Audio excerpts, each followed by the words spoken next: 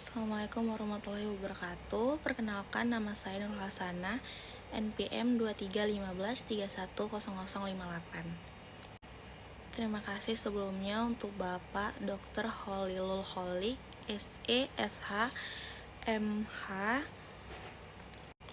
memberi saya kesempatan untuk membahas makalah ini. Makalah yang saya bacakan adalah tentang investasi dalam pengembangan kompetensi karyawan, kunci sukses transformasi organisasi. Latar belakang: di era globalisasi dan transformasi digital yang pesat, organisasi dihadapkan pada tantangan dalam mengelola sumber daya manusia. Dengan perubahan teknologi cepat, persaingan global, dan tuntutan konsumen yang tinggi, pengembangan kompetensi karyawan menjadi investasi strategis yang penting.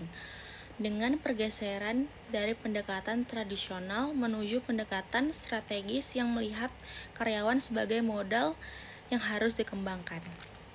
Survei McKinsey dan Company 2023 menunjukkan bahwa 78% organisasi yang berhasil melakukan transformasi digital memiliki program pengembangan kompetensi yang terstruktur.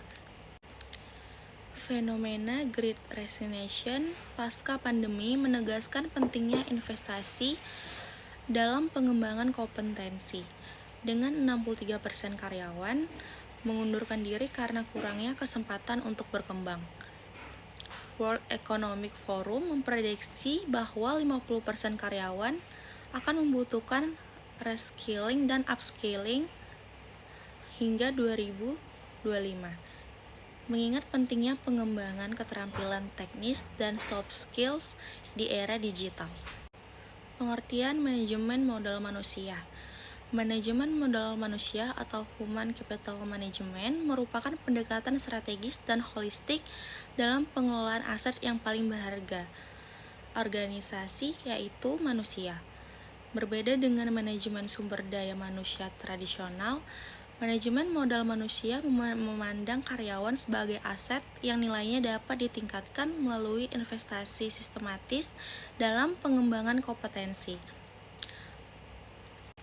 Menurut Baron dan Armstrong 2007, manajemen modal manusia adalah upaya strategis untuk memperoleh, menganalisis, dan melaporkan data yang menginformasikan arah pengelolaan nilai tambah melalui orang-orang dalam organisasi.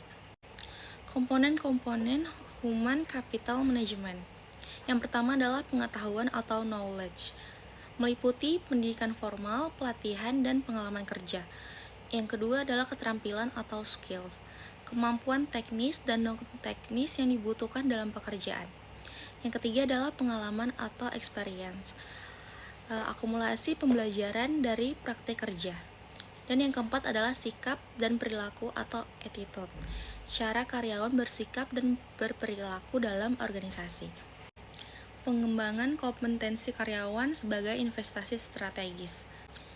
Yang pertama adalah identifikasi kompetensi inti yang dibutuhkan organisasi, analisis kesenjangan kompetensi, penyusunan profil kompetensi untuk setiap posisi, pembelajaran formal, program pelatihan terstruktur, sertifikasi profesional, pendidikan lanjutan, workshop, dan seminar. Sistem pengelolaan pengembangan kompetensi. Yang pertama, analisis kebutuhan pengembangan. Yang kedua, penetapan tujuan dan target. Yang ketiga, alokasi sumber daya. Yang keempat, timeline implementasi. Yang kelima, ada pelaksanaan program. Yang keenam, monitoring progress. Yang ketujuh, ada dukungan pembelajaran. Yang kedelapan, ada dokumentasi. Yang kesembilan, ada pengukuran efektivitas. Yang kesepuluh, ada return on investment. Yang ke-11 ada impact assessment, dan yang ke-12 ada continuous improvement. Studi kasus yang pertama ada Google. Google menerapkan program 20% time yang memungkinkan karyawan menggunakan 20% waktu kerja mereka untuk proyek inovatif di luar tanggung jawab utama. Program ini telah menghasilkan produk-produk sukses seperti Gmail dan Google News. Kunci keberhasilan memberikan otonomi dalam pembelajaran, mendorong inovasi dan kreativitas, menghubungkan pengembangan dengan hasil bisnis, dan menciptakan budaya pembelajaran berkelanjutan. Yang kedua ada Microsoft. Microsoft mengimplementasikan program Microsoft Learn yang menyediakan platform pembelajaran digital komprehensif untuk pengembangan kompetensi teknologi. Hasil yang dicapai pertama peningkatan produktivitas karyawan, yang kedua ada akselerasi inovasi produk, yang ketiga ada tingkat retensi karyawan yang lebih tinggi, dan yang keempat adalah penghematan biaya pelatihan. Manfaat dan resiko. Manfaat yang pertama adalah peningkatan kinerja, yang kedua keunggulan kompetitif.